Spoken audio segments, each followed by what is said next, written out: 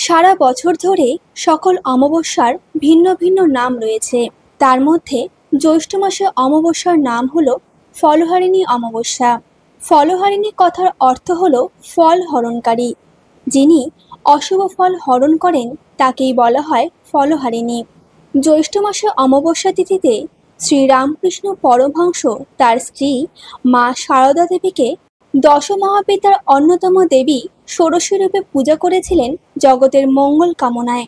জ্যৈষ্ঠ মাসের অমাবস্যা তিথিতে দেবী কালী পূজিতা হন ফলহারিণী নামে।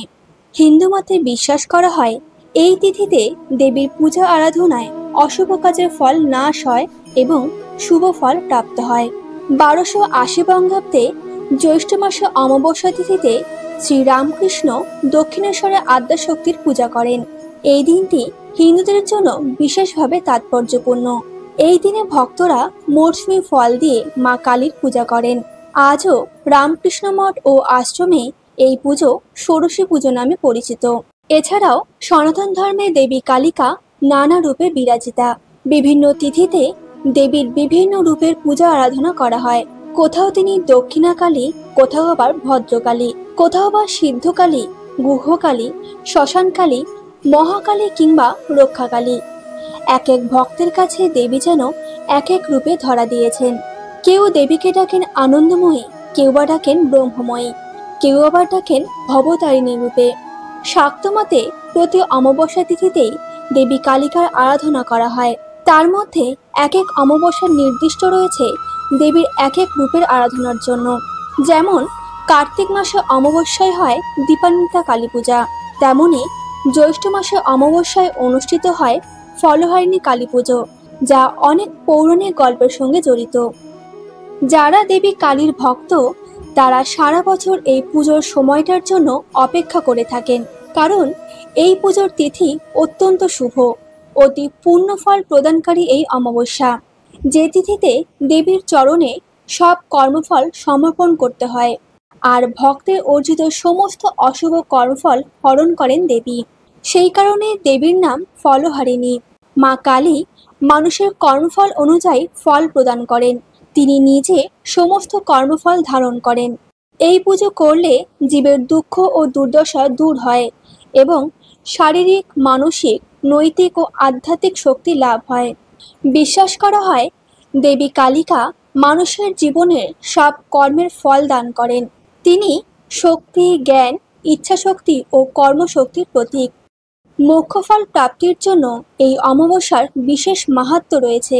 দক্ষিণেশ্বর থেকে কালীঘাট, তারাপীঠে ফলহারিণী কালী পুজো করা হয়। অনেক গৃহস্থ বাড়িতেও হয় এই পুজো। তারাপীঠে তারামাকে এই দিন ফলের মালার সাজে সাজানো হয়। এই দিন মাকে বিভিন্ন মরশুমি ফল দিয়ে পুজো করা হয়। জ্যৈষ্ঠ মাসে আম, জাম, লিচু, কাঁঠালের মতো নানা রকম মরশুমি ফল পাওয়া যায়। এই দিন মনস্কামনা পূর্ণ করতে মা কালীকে ফল নিবেদন করেন ভক্তরা। বলা হয় মানত করা এই ফল ইচ্ছে পূরণ না হওয়া পর্যন্ত খাওয়া নিষেধ।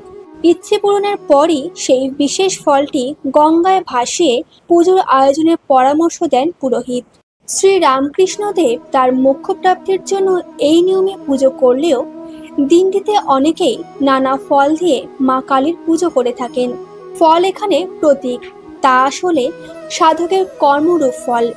দেবীর চরণে এই দিন ভক্ত তার জীবনের সমস্ত কর্মফল নিবেদন করেন। পুজোর সময় অবশ্যই একটি তেলের প্রদীপ জ্বালাতে ভুলবেন না। বলা হয় এই দিন মায়ের বিশেষ পুজোয় সকলের বিদ্যা, কর্ম ও অর্থভাগ্যের উন্নতি ঘটে। সাংসারিক দাম্পত্য জীবন ও নানান ক্ষেত্রে মানুষ যে বাধার সম্মুখীন হন সে বাধা কেটে যায় এবং মায়ের কৃপায় অভীষ্ট ফল লাভ হয়।